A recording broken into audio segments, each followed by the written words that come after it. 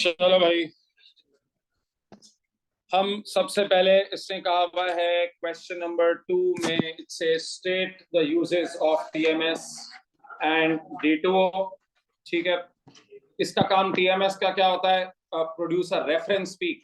ठीक है, TMS produce a reference peak at ppm 0, reference peak at ppm 0, ppm is equal to 0, यानी shift value जो है वो 0 होती है। अच्छा, D2O का काम ये होता है, D2O इज यूज्ड टू, यानी ये जो आइडेंटिफाई पीक्स ऑफ, यानी पीक्स ऑफ OH और NH will disappear and can be identified, disappear and identified. So इसका काम होता है to identify peaks of OH and NH। ठीक है, चलो अब आ जाओ सर, ये असल जो तुम्हारे पास काम है। सर हमारे पास 3 आइसोमेरिक कीटोन्स हैं with molecular formula C5H10O, pentane 2-on, pentane 3-on, 3-methyl-butanone। Complete the table 7.1 to show the number of peaks observed in proton and carbon 13 NMR। I would suggest कि आप पहले तीनों के जरा स्ट्रक्चर्स ड्रॉ कर लें, उसके बाद फिर आप इसकी नंबर ऑफ पीक्स ड्रॉ कर लेते हैं। ठीक है, पहले मैं तीनों का जरा स्ट्रक्चर्स ड्रॉ कर लेता हूँ। पेंटेन 2-on, एक दफा जल्दी से पेंटेन 2-on ड्रॉ कर लेते हैं। पेंटेन 2-on में ये पेंटेन 2-on अगर आप देखें तो इसमें CH3, CH2, CH2, फिर C double bond O, CH3, यही है ना पेंटेन 2-on। ठीक है, पेंटेन 3-on में क्या होगा? Pentane 3-on। अच्छा, अगर आप चाहें तो इसका पूरा इसका डिस्प्लेड फॉर्म बना लें। जरा डिस्प्लेड फॉर्म ज्यादा कॉम्प्रिहेंसिव होती है समझने के लिए। CH3, CH3, CH2, C double bond O, CH3, जरा डिस्प्लेड फॉर्म में ये होता है, समझ में ज्यादा आसानी से आ जाता है। इधर CH2, फिर C double bond O, CH2, CH3, और तीसरा क्या है? 3-methyl-butanone, 3-methyl-butanone।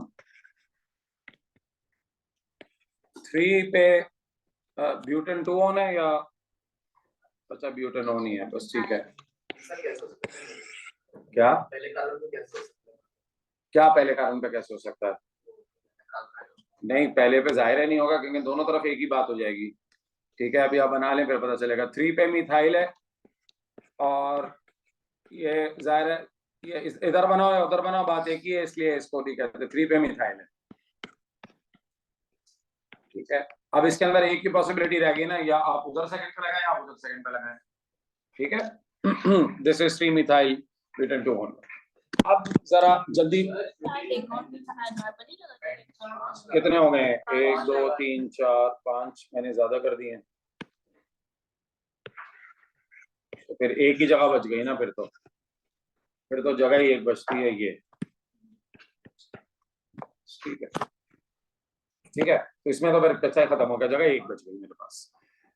चलो अब इसके जरा कार्बन 13 और पहले कार्बन एनवायरनमेंट्स काउंट करते हैं इसके। ठीक है, let's count the carbon environments. इसका 1 carbon, 2 carbon environment, 3 carbon environment, 4 carbon environment, 5 carbon environments. इसके 5 कार्बन एनवायरनमेंट्स हैं, सारे अलग अलग कार्बन हैं।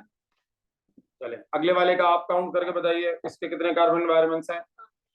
नहीं, इसके अंदर 5 कैसे हैं बेटा? 1 2 3, बाकी 2 तो रिपीट हो गए ना।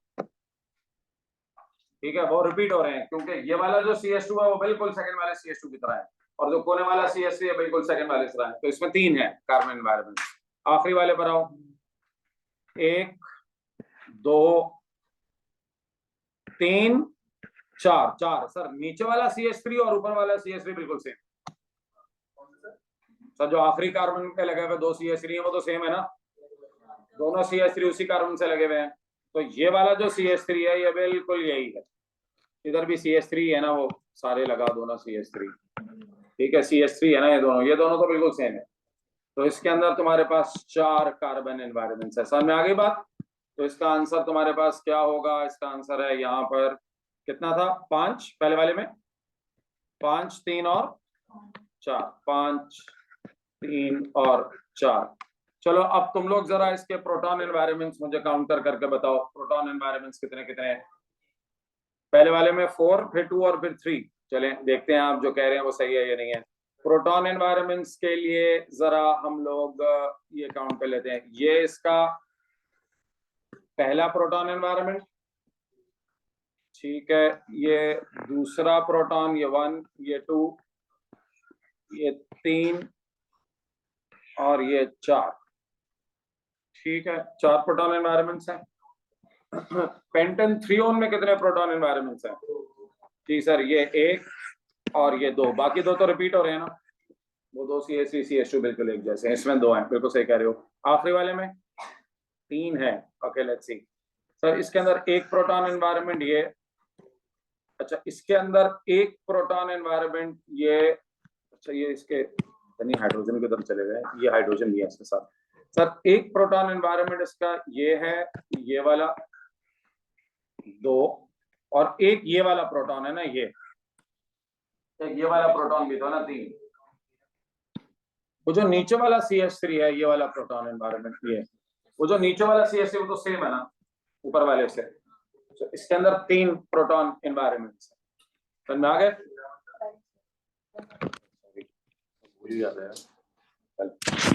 इसमें 3 प्रोटॉन एनवायरमेंट्स हैं, 1 2 और 3। सबको क्लियर हो रहा है ये? तो इसके अंदर आंसर आपके पास आ गया 4 2 एंड 3। जी बेटे, नहीं सर, वो स्प्लिटिंग नहीं हो, वो पी की होती है। जो स्प्लिटिंग होती है ना वो पी की होती है, वो तो स्प्लिट हुई भी होती है ना इनटू दिस। जी पूछते हैं, लेकिन आपको स्प्लिटिंग नहीं बतानी है यहाँ पे, आपको नंबर ऑफ पीक्स बतानी है। वो आगे पूछे कितने में स्प्लिट होगी, वो एक ही पीक होती है। अगर वो आपसे कहे ना, लाइक सपोज देखो ऐसा सवाल आएगा, अभी आगे आके देखिएगा, वो आपसे कहेगा कि जो कोने वाला CH3 है उसके अंदर what will be the splitting of that peak, तो तुम एडजेसेंट कार्बन के देखोगे, नहीं इसकी बात कराओ। अगर वो कहे तो आप कहेंगे splits into one and no splitting, singlet बनेगी ना क्योंकि नेबर वाले में कोई प्रोटॉन, तो वो तो स्प्लिटिंग में आता है। अभी तो नंबर ऑफ पीक्स की बात हो रही है, तो वो जो स्प्लिटेड होती है वो एक ही पीक होती है। चलो आगे बढ़ते हैं, next part. State all the ketones with molecular formula C5HNO that have, अब देखो ये पूछ रहा है तो तुम कह रहे हो ना स्प्लिटिंग आता है, ये आ गया स्प्लिटिंग। वो कह रहा है अ doublet in the proton NMR। अच्छा सर देखते हैं, डबलेट का मतलब है कि उसके नेबर में एक प्रोटॉन हो, n की वैल्यू 1 होगी तो n+1 रूल होता है ना। तो डबलेट मींस, पहले यहाँ पे लिख लेना, डबलेट का मतलब ये है कि 1H, ठीक है, यानी 1H ऑन एडजेसेंट कार्बन।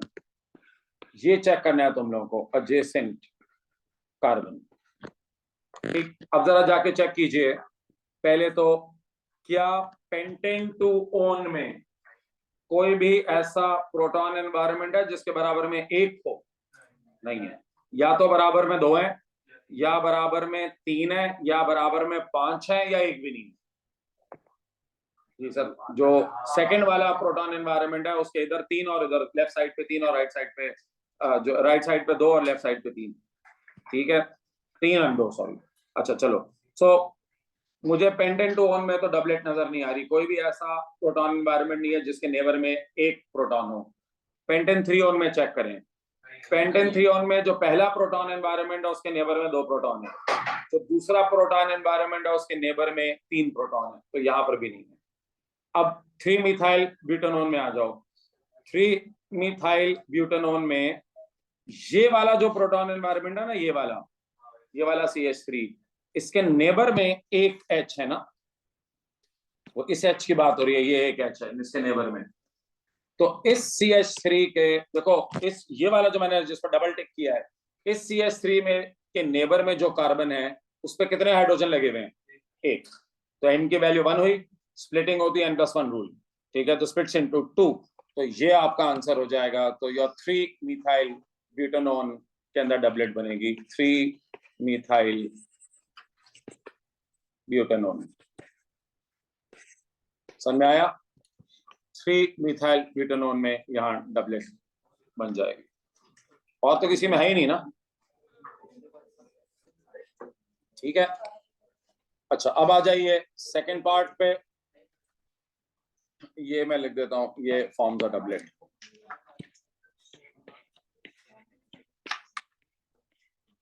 नहीं लगाई मैंने, इसकी नहीं। अच्छा चलो, अब आओ इसके अंदर सेकेंड पार्ट पे। A singlet in there HNMR। Sir ये आप मुझे बताइए। पेंटेन-2-on और अच्छा ब्यूटेन, अच्छा ऐसा तुम कह रहे हो पेंटेन-2-on, पेंटेन-3-on में नहीं है।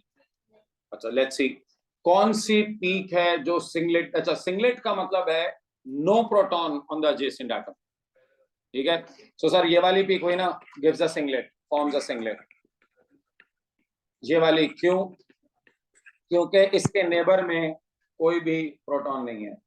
पेंटेन-3-on में तो कोई भी ऐसी पीक नजर नहीं आ रही, क्योंकि हर एक के नेबर में कोई ना कोई कार्बन है जिसपे प्रोटॉन है। अब आ जाओ 3 मिथाइल, ये भी सिंगलेट बनाएगी, फॉर्म्स अ सिंगलेट,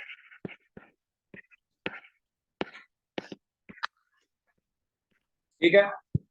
तो ये दो तुम्हारे आंसर हैं, तो इसका मतलब है पेंटेन-2-on एंड 3 मिथाइल ब्यूटेनॉल।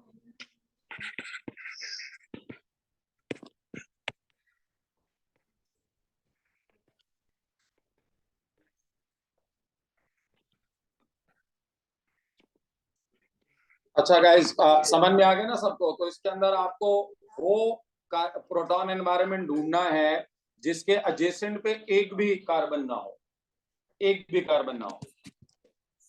चलिए क्लियर है? इस पे कोई सवाल किसी का नहीं है? गुड। चलो अब आ जाओ इधर। इसके अंदर सर ये पुराना बचपन का काम है तुम्हारा, ये तुम एएस में भी बहुत करके आए हो, deduce the number of carbon carbons. Sir number of carbon carbons मैं इंतजार कर रहा हूँ, निकाल के बताइए कितने हैं। तो एएस का काम है।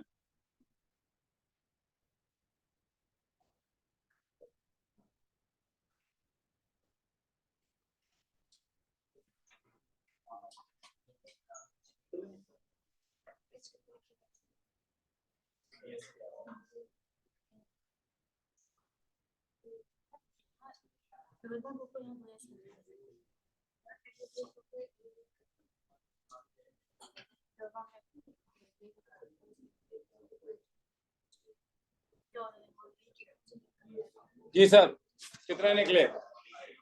6। अच्छा, मैं जिस तरह एएस में आपको बताता था, मैं कहता था कि आसानी के लिए ना जो नहीं हो सकते उसको क्रॉस कर दें ताकि जरा काउंटिंग आसान हो जाए। सर डबल बॉन्ड वाला कभी कार्बन नहीं हो सकते, तो डबल बॉन्ड वाले क्रॉस कर देता हूँ। ये जिसपे 2 हाइड्रोजन लगे हुए, ये कभी कार्बन नहीं हो सकते, ठीक है। अच्छा ये कार्बन नहीं हो सकता, ये कार्बन नहीं हो सकता, ये कार्बन नहीं हो सकता, ये कार्बन नहीं हो सकता, डबल बॉन्ड वाला कार्बन नहीं हो सकता, डबल बॉन्ड वाला कार्बन नहीं हो सकता, 2H लगे हुए हैं, कार्बन नहीं हो सकता, ठीक है। इधर भी 2H लगे हुए हैं, कार्बन नहीं हो सकता।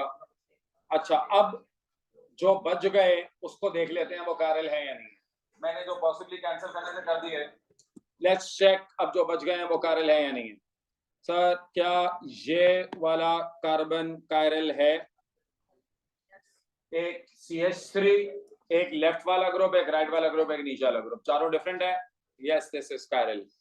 Is this chiral? Yes this is chiral, ठीक है। चारों डिफरेंट ग्रुप्स अटैच हैं।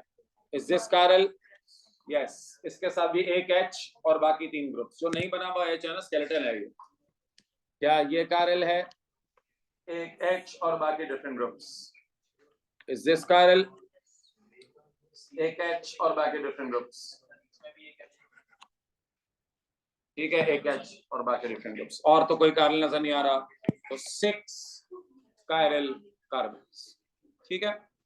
So the next one can get, या इसमें मैंने लोगों को लेकर 10-10 मिनट जाया करते हुए भी, and some people will finish it in 1 minute. अब ये डिपेंड करता है कि तुम्हारा दिमाग कितना चलता है। अब उसने कहा हुआ है ये कॉर्टिसोन है, is reacted with excess NaBH4, state the molecular formula. अब सर अगर आप इसको बैठ के पूरा स्ट्रक्चर ड्रॉ करने लग गए ना इसका, तो फिर तो हो गया काम। और लोग यही चक्कर में पड़ते हैं। वो लोग क्या करते हैं, पहले तो पूरा मॉलिक्यूल के उसको रिएक्ट करके फिर प्रोडक्ट लेके फिर काउंटिंग करते हैं। सर इसमें तो आप जाया हो जाएंगे। अब पहले तो ये देखो कि ये रिएक्ट किससे करेगा और वो चेंज किसको करेगा। अगर तुम वो चेंज ग्रुप को बस कर दोगे ना तो फिर तुम्हारा काम हो जाएगा आसान। पहले पूरे स्ट्रक्चर को देख के आप बताइए।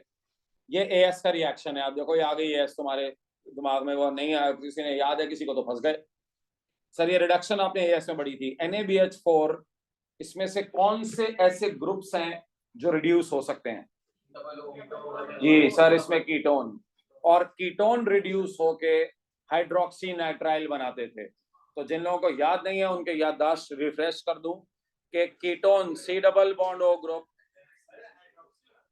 हाइड्रोक्सी नाइट्राइल, ठीक है, रिडक्शन है सर यहाँ, सॉरी कीटोन अगर होगा तो सेकेंडरी अल्कोहल, सेकेंडरी अल्कोहल। सो कीटोन को रिड्यूस करके आप सेकेंडरी अल्कोहल बना देंगे। तो जहां जहां वो उसके साथ होता है, HCN के साथ होता है हाइड्रोक्सी नाइट्राइल जी। अच्छा, जहां जहां C डबल बॉन्ड होगा आप इसको तोड़ेंगे, इसके साथ OH और H आके लगा देंगे। समझ में आ रही है बात? तो आप लोगों को बजाय इसके कि तुम पूरा फॉर्मूला उसका वापस से काउंट करो, तुम देखो कि तुम्हारे पास कितने C डबल बॉन्ड O वाले ग्रुप्स हैं। 1 2, तीसरा नजर नहीं आ रहा मुझे, हाँ वो रखोने में, 3 C double bond O groups हैं, तो they will turn into 3 this. Sir अब अगर आप एक्चुअली डिफरेंस कैलकुलेट करें दोनों में, सो डिफरेंट कार्बन तो उतना ही है, ऑक्सीजन भी एक ही है, so difference is of 2 hydrogens. ठीक है, इनका जो डिफरेंस है, डिफरेंस एक में 2 हाइड्रोजन का डिफरेंस है ना, तो टोटल जो डिफरेंस है दोनों में वो 6 हाइड्रोजन एटम्स का है। तो सर अब आप उसका मॉलिक्यूलर फॉर्मूला जो है उसको चेंज कर दें, तो ऊपर मॉलिक्यूलर फॉर्मूला क्या दिया हुआ है? C21, वो तो 21 रहेगा, ये कितना हो जाएगा? 34, ऑक्सीजन कितने हैं? 5। ये इसका शॉर्टेस्ट पॉसिबल तरीका है। अब जो लोग बैठ के पूरा स्ट्रक्चर का ड्रॉ करके फिर उसका काउंटिंग करते हैं ना, वो बजाय हो जाते हैं उसके अंदर, और मैंने देखा लोग ये करते हैं। ठीक हो गया, समझ में आया तरीका?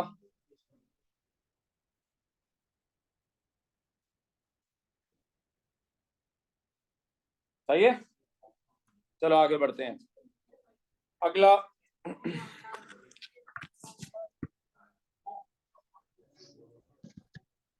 अच्छा ये तो रिपीट हो गया ना, अच्छा ठीक है, ये रिपीट हो रहा है।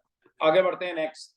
Cortisone is optically active molecule, explain what is meant by optically active. ये मैंने आपको नोट्स में लिखवाया था।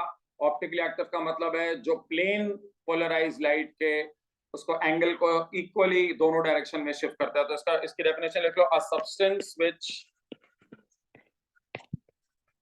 substance which is able to rotate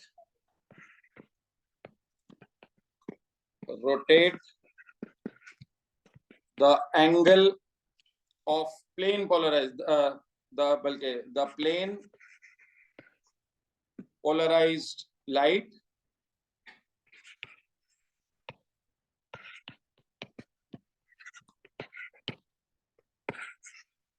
in opposite directions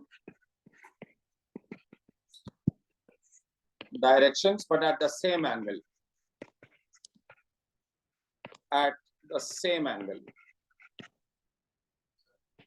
जी भाई जी सर किया हुआ है, गौर से पढ़े। एक में क्लॉकवाइज और एक में एंटी क्लॉकवाइज लिखा था। One will rotate in the clockwise direction and the other will rotate in the anti clockwise direction.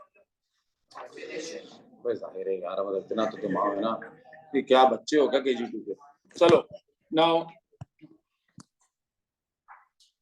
ठीक है जी, क्वेश्चन नंबर 2 सबको क्लियर हो गया? क्वेश्चन नंबर 3 पर आइए।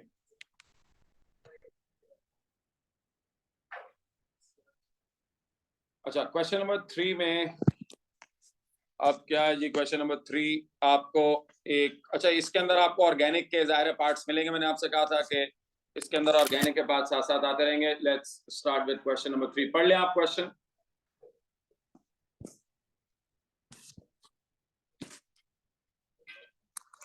आप लोग सवाल पढ़ें इधर, मैं 1 सेकेंड आप स्टार्ट करता हूँ इसको। चलें क्वेश्चन नंबर 3 स्टार्ट करते हैं।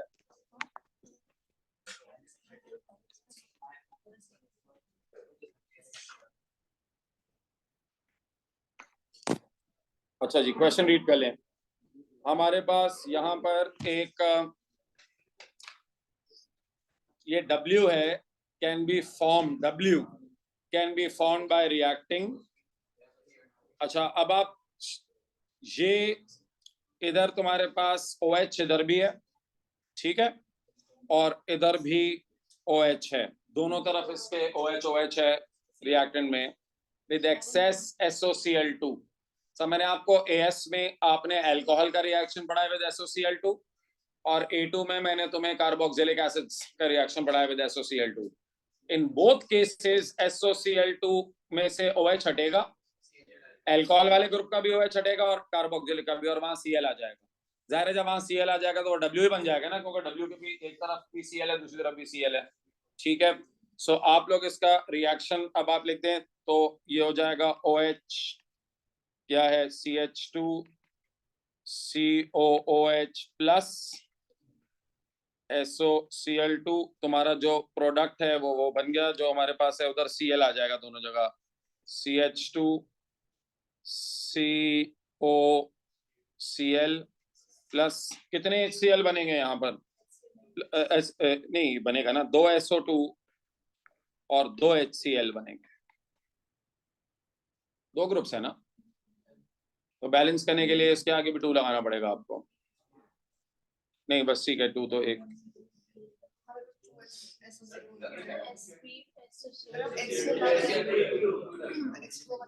H2 इसमें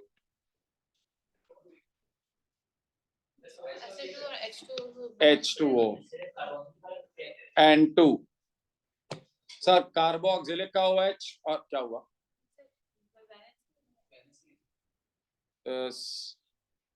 HCl बनता है ना, वाटर थोड़ी बनता है सर, HCl बनेगा, 2 HCl, बस हो गई बैलेंस, चेक कर लें, 2 and 2 4 हो गई बैलेंस। HCl बनता है ना, SO2 and HCl, वाटर थोड़ी बनता है इसमें। जी जी, 2 SO2 हो गया ना। अबे भाई तो रिएक्टेंट में भी तो 4 ही है ना, प्रोडक्ट रिएक्टेंट दोनों में 4 हैं, ऐसे ही मैं घूमते रहते हो, देखो तो कहीं पहले। अच्छा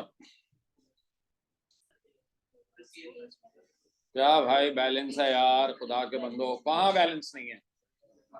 चलो नेक्स्ट। सर ये बस इसने चालाकी ये की है कि एक ही जगह दोनों डाल दिए, एक अल्कोहल एक कार्बोक्सिलिक, SOCl2 दोनों से रिएक्ट करता है, ठीक है, ठीक है, आगे चले, HCl बनता है, वाटर नहीं बनता यहाँ। चलो नेक्स्ट रिएक्शन में इसके बनता, अब उसने पूछा है आफ्टर, अच्छा ये एक सेकेंड, अच्छा उसने कहा है after W and X have reached reacted together, sorry, उसने कहा excess CON is added to the reaction mixture, so W and X, W और X जब आपस में रिएक्ट करते हैं तो उसने कहा हुआ है कि आप ऐड करते हैं access NO is added to the reaction, ठीक हो गया, बिल्कुल सही है सर। ये किस लिए करना है आपने, जी हाँ, व्हाई डू यू थिंक। अच्छा पहले आप अगर रिएक्शन देखें तो ये तुम्हारे पास एसाइल क्लोराइड का और अमोनिया का रिएक्शन है ना, एसाइल क्लोराइड का और अमाइन का रिएक्शन है एक्चुअली, अमोनिया नहीं अमाइन। इसके साथ क्या बनेगा अगर ये रिएक्ट करेंगे तो HCl बनेगा, सर आपने उसको न्यूट्रलाइज करने के लिए डाला है सॉल्ट वो। अच्छा आप कहेंगे सर अल्कली क्यों नहीं डाला, तो अल्कली डालेंगे तो फिर वो आपको अल्कलाइन कर देगा। ये बेसिकली सॉल्ट डालने का फायदा ही होता है कि उससे, जी बोलिए, अमाइड बनेगा लेकिन साइड प्रोडक्ट, वो तो बन गया ना अमाइड लिंकेज, सर बना हुआ तो है अमाइड, ये बना हुआ है अमाइड लिंकेज, हमने कब का नहीं बनेगा, ठीक है। उसने ये कहा है कि आपने इनके रिएक्शन के बाद ये क्यों डाला है सॉल्ट, ये इसलिए डाला है ताकि हम न्यूट्रलाइज कर दें, टू न्यूट्रलाइज H प्लस, ये जो H प्लस बने हैं ना, ये उसको एक्सेस H प्लस कह लें, एक्सेस H प्लस, ठीक है, ये इसलिए डाला है। चलो अब अगला पार्ट इसका है यहाँ पे नेक्स्ट पार्ट में उसने हमसे कहा हुआ है कि ये रिएक्शन और आपको इसका मैकेनिज्म कंप्लीट करना है। ये अगर तुम लोगों को याद है एसाइल क्लोराइड के अंदर मैंने आप लोगों को जो कराया था, याद है एडिशन एलिमिनेशन, ये एडिशन एलिमिनेशन का मैकेनिज्म है जो आपको लिखना है यहाँ। ठीक है, सारी स्टोरी मैंने आपसे कहा था, इसके एरोस से आप सारी कहानी, किसको याद है इसका मैकेनिज्म भाई? किसका मैकेनिज्म? सबसे पहले ये अपना लोन पेयर लेके, अच्छा इस पे पार्शियल पॉजिटिव याद है, इस पे पार्शियल नेगेटिव आपको दिखाने हैं। ये अपना लोन पेयर लेके इस कार्बन को अटैक करता था। मैंने आपसे कहा था इसके अंदर ये इलेक्ट्रॉन्स शिफ्ट हो जाते हैं इसकी तरफ। इधर आप क्या करेंगे, अच्छा आप चाहें तो इसको करके दिखा दें, ये इधर Cl, इसके साथ सिंगल बॉन्ड O, इस पे लोन पेयर आ जाता है और आपको एक नेगेटिव चार्ज दिखाना पड़ता है। और उसके साथ मैंने आपको कहा था ये N, अच्छा N जो है वो इसके साथ एक उसने AR लगाया हुआ, उसको हम रहने दें। यहाँ पर याद है तुम लोगों को मैंने कहा था इससे पॉजिटिव चार्ज आ जाता है। अच्छा मैं इसको जरा तोड़ के दिखा रहा हूँ, उसकी वजह है कि मैंने अगले स्टेप में ये करना है ना, ये पहले स्टेप में होता था। फिर सेकेंड स्टेप में ये अपनी जगह पे वापस आ जाएगा लोन पेयर, ये इसको अपने इलेक्ट्रॉन शिफ्ट कर देगा, यहां से इलेक्ट्रॉन इसकी तरफ चले जाएंगे। सर ये एडिशन एलिमिनेशन का मैकेनिज्म है, जरा जाके चीजें देखें, याद अगर की होंगी तो याद आ रहा होगा मैंने क्या कराया था। ठीक है, उसके बाद आपका प्रोडक्ट बन जाएगा, यहां से ये डबल बॉन्ड O वापस आ गया। ठीक है, इधर आपका उसी के साथ NH, ये Cl हट जाएगा ना वहां से, एक सेकेंड मैंने इधर Cl नहीं दिखाया ना, Cl, अच्छा ये Cl हटा देंगे आप। अब ये Cl हटा देंगे, इसकी जगह आ जाएगा ArNH2, NH2 भी नहीं, ArNH,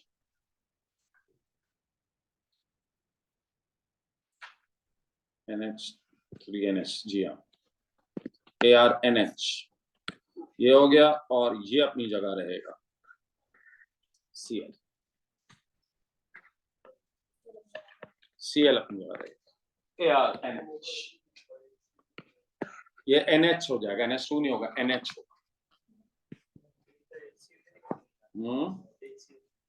हाँ उसके साथ आप HCl दिखा दें प्लस HCl, तो असल में मैकेनिज्म का पार्ट नहीं है ना HCl, तो वो आप चाहें तो H प्लस और Cl माइनस दिखा दें।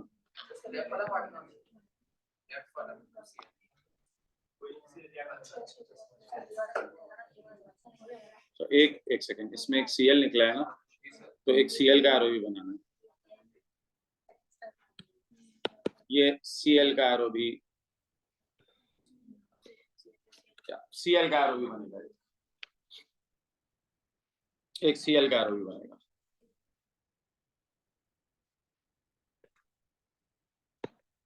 ठीक है सर, ठीक है वो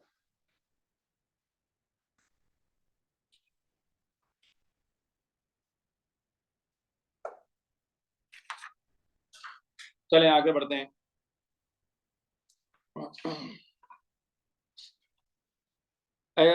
Why it can act as a nucleophiles are simple as the lone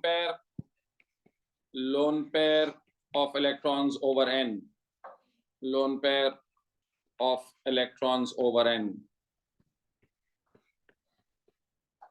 attack the positive carbon, बस ठीक है यार, काफी है, एक मार्क है ना। ठीक है जी, सर में आ गया आपको ये पार्ट, ये बेसिकली ऑर्गेनिक का पार्ट है, लेकिन इसके अंदर एनालिटिकल का पार्ट आगे कहीं होगा, इसलिए मैंने इसको एनालिटिकल, ये वाला इसका देखें, इसके अंदर एनालिटिकल आ गया। तो ये बेसिकली एनालिटिकल के क्वेश्चंस, मैं इसीलिए आपको एनालिटिकल मैंने साथ ही करा दिया, क्योंकि आपको इसके ज्यादातर क्वेश्चन में दोनों पार्ट्स कंबाइन मिलेंगे, ऑर्गेनिक के बाद एनालिटिकल का पार्ट होगा। चलो लास्ट पार्ट इसका एनालिटिकल का, इसको देख लो। चलो देखो इसको जरा जल्दी से सवाल रीड करो, इसकी RF वैल्यू तो मैं दी हुई है, ठीक है, और तुम्हें कहा हुआ है, उसने कहा हुआ है द प्योरिटी ऑफ लाइडोकाइन, वो जो पीछे can be check by thin layer chromatography. Ethyl ethanoate is used as a solvent. अच्छा, ये बड़ा इंपॉर्टेंट है। उसने कहा हुआ identify the substance used as mobile and stationery phases in the thin layer chromatography. अच्छा, एक कंपाउंड एक्स है, उसकी आरएफ वैल्यू दी हुई है और इस कंपाउंड की भी आपको आरएफ वैल्यू दी हुई है।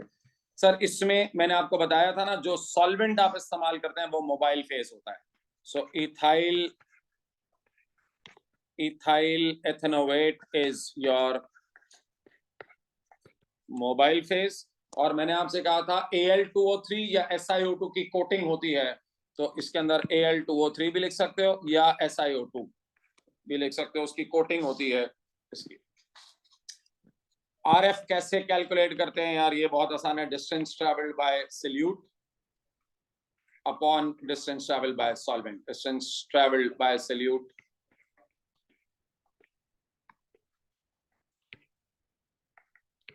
अपॉन, अच्छा यहाँ पर कौन सा सॉल्वेंट, जाहिर है मूविंग सॉल्वेंट ना, सिर्फ सॉल्वेंट, वैसे इसमें सॉल्वेंट एक ही है तो मूविंग लिखे ना लिखे doesn't matter. Travelled by solvent, just to make it specific मैं ब्रैकेट में लिख देता हूँ मोबाइल। ये मोबाइल सॉल्वेंट की बात हो रही है, मूविंग फेज की बात हो रही है। अच्छा, अब आपको ये बताना है कि why RF of X is less than lidocaine. देखो भाई, RF किसी भी चीज का लेस एक ही वजह से होता है, जब वो स्ट्रॉन्गर इंटरेक्शंस बनाता है। ठीक है। अच्छा, इसके अंदर X हमें दिया हुआ है, पीछे ऊपर दिया हुआ है ना, X कंपाउंड तो नहीं दिया हुआ, लेकिन यहाँ पर उसने कहा हुआ है ना, उसने कहा हुआ है कि कंप्लीट द मैकेनिज्म W है ना, आपको X दिया हुआ तो है। अच्छा सर, अब आप जरा देखें ना, X आपके पास एक कंपाउंड है और उसे उधर आपके पास एक प्रोडक्ट भी है, तो अब आप मुझे बताइए कि क्यों इसके साथ X के साथ X का जो RF वैल्यू है वो छोटी है और ये जो कंपाउंड है इसकी RF वैल्यू बड़ी होगी। एड्जॉर्प्शन, ज्यादा स्ट्रांगली कौन सा एब्जॉर्ब हुआ होगा X, जिसकी RF वैल्यू छोटी होती है वो ज्यादा स्ट्रांगली एब्जॉर्ब होता है। अगर ये पेपर क्रोमेटोग्राफी होती ना तो फिर मैं एब्जॉर्प्शन नहीं लिख सकता था, फिर मैं पार्टीशन लिखता। ठीक है, तो इसका आंसर लिखेंगे X is strongly absorb by the, ये stationary phase, X is absorbed strongly by stationary phase compared to by stationary phase। इसके अंदर कौन सा है, Al2O3। ठीक है, स्टेशनरी फेज यानी Al2O3 कंपेयर टू, एक मार्क का है बस, एक मार्क है ना, कंपेयर टू ये जो दूसरा कंपाउंड है लाइडोकाइन।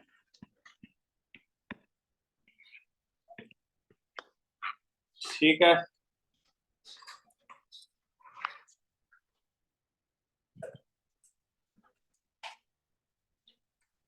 ठीक है।